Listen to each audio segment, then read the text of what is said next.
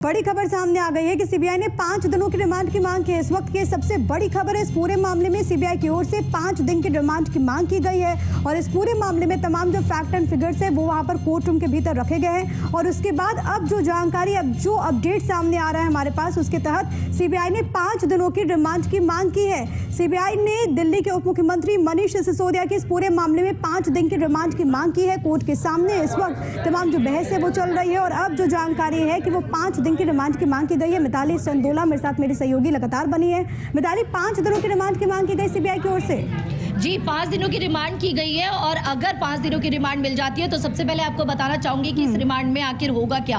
अभी इन्होंने जिन चीज़ों को, साक्ष्य तथ्यों के बारे में जो है स्पष्ट रूप से जवाब नहीं दिया है, तो अभी पहले भी कई लोगों के जो है बयान रिकॉर्ड किए गए हैं, डिजिटल एविडेंसेस हैं। एक ही टीम नहीं, कई टीमों का गठन किया गया है सीबीआई में, जिसके तरह ये पूरा का पूरा प्रोसेस जो है चल रहा है। अब जितने जो बाकी के आरोपी हैं उनके बयानों से के और उनके जो सवाल जवाब है उनके सामने इनको जो है कन्फ्रंट कराया जाएगा, बाकी की तमाम चीज़ें दिखाई जाएंगी। और आपको मैं एक और अहम बात बताना चाहती हूँ, एजेंसी को अपनी तरीके से ये आता है कि किस तरीके से सच उगलवाना है। अगर कभी कोई सच ना भी उगले तो साक्ष्य तथ्य इस तरीके के पेश किए जाते हैं जो कि जेन्युइन होते हैं कि जो जुर्म होता है वो अपने आप साबित हो जाता है। और अभी कोर्ट के आगे भी मैं आपको ये भी बताना चाहूँगी कि स्पेशल सीबीआई कोर्ट है ये राउज एवेन्यू की, और यहाँ पर जो है वो एविडेंसेस भी दिखाए गए हैं। अब सीबीआई ने अपना पक्ष रखा है 5 दिन की रिमांड, और दूसरी बात वो सारे एविडेंसेस भी रखेंगे। अभी मनीष सिसोदिया के जो वकील हैं वो भी कोर्ट में पेश होंगे, अपनी दलीलें देंगे। उसके बाद कोर्ट का डिस्क्रिप्शन है वो तय करेगी कि कितने दिन की रिमांड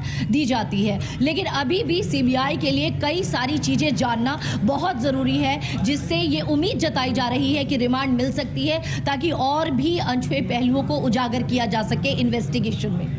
बिल्कुल, और ऐसे में देखना अहम होगा कि इस दरमियान कैसी तस्वीरें सामने आएगी। सीबीआई ने 5 दिनों की रिमांड की मांग की और मिताली ने बहुत अच्छे से आपको समझाया कि आखिरकार इन 5 दिनों में क्या कुछ हो सकता है, जो बाकी के आरोपियों के साथ कन्फ्रंट कराया जा सकता है। 5 दिन की रिमांड मांगी गई और क्योंकि कई सारे ऐसे मिताली सवाल हैं, आम आदमी पार्टी लगातार ये कह रही है कि कोई घोटाला हुआ ही नहीं, लेकिन उसके बाद बीती जब पूछताछ हुई थी 17 अक्टूबर को और उसके बाद जब 26 फरवरी को बुलाया गया, तब से लेकर अब तक में बहुत सारी चीज़ें हैं जो कि सामने आई हैं, बहुत सारे डेवलपमेंट्स पे हुए जिसके बाद ये गिरफ्तारी हुई।